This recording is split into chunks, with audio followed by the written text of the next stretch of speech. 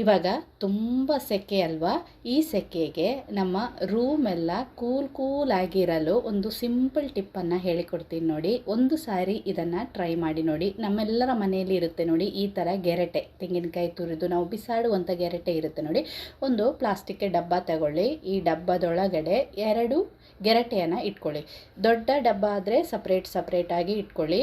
ಸಣ್ಣದಾದರೆ ಈ ಥರ ಒಂದರ ಮೇಲೆ ಒಂದನ್ನು ಇಟ್ಕೊಂಡು ಈ ಬಾಕ್ಸ್ ತುಂಬ ನೀರನ್ನು ಹಾಕಬೇಕು ನೋಡಿ. ಫುಲ್ ನೀರು ಹಾಕಿದ್ದೀನಿ. ಇನ್ನು ಇದನ್ನು ಫ್ರೀಝರಲ್ಲಿ ಇಟ್ಕೋಬೇಕು. ಒಂದು 8 ಗಂಟೆ ಆದರೂ ಫ್ರೀಝರಲ್ಲಿ ಇಟ್ಕೋಬೇಕು.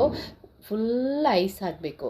ಕಮ್ಮಿ ಹೊತ್ತಿದ್ರೆ ಹೊರಗಡೆ ಎಲ್ಲ ಐಸ್ ಆಗಿರುತ್ತೆ, ಒಳಗಡೆ ಅದು ಸಾಫ್ಟ್ ಆಗುತ್ತೆ. ಆ ಥರ ಅಲ್ಲ, ಒಂದು 8 ಗಂಟೆ ಆದರೂ ಫ್ರೀಝರಲ್ಲಿ ಇಟ್ಟು, ಈಗ ಸಂಜೆ ನಾವು ಮಲಗುವಾಗ ರೂಮೆಲ್ಲ ಒಳ್ಳೆ ಕೂಲ್ ಆಗಬೇಕು ಅಂದರೆ ಬೆಳಿಗ್ಗೆನೇ ಇದೇ ರೀತಿ ನೀರು ತುಂಬಿಸಿ ಇಡಬೇಕು.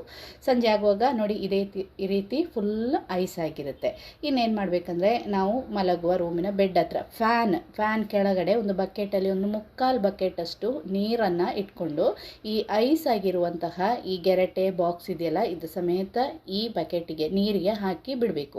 ಆಮೇಲೆ ಫ್ಯಾನ್ ಆನ್ ಮಾಡಿದರೆ ರೂಮೆಲ್ಲ ಒಳ್ಳೆ ತಂಪು ಗಾಳಿ ಬರುತ್ತೆ. ಗೆರಟೆ ಹಾಕೋದಂದರೆ ತಂಪು ತುಂಬ ಹೊತ್ತು ಇರುತ್ತೆ. ಒಂದು 2-3 ಗಂಟೆ ಬೇಕಾಗುತ್ತೆ ಆ ಐಸ್ ಎಲ್ಲ ಮೆಲ್ಟ್ ಆಗಲಿಕ್ಕೆ. ಮೆಲ್ಟ್ ಆದರೂ ಸಹ ಆ ಬಕೆಟಲ್ಲಿರುವ ನೀರು ಒಳ್ಳೆ ತಂಪಿರುತ್ತೆ. ಈ ಫ್ಯಾನ್ ಗಾಳಿಗೆ ರೂಮ್ ಫುಲ್ಲು ಕೂಲ್ ಆಗುತ್ತೆ.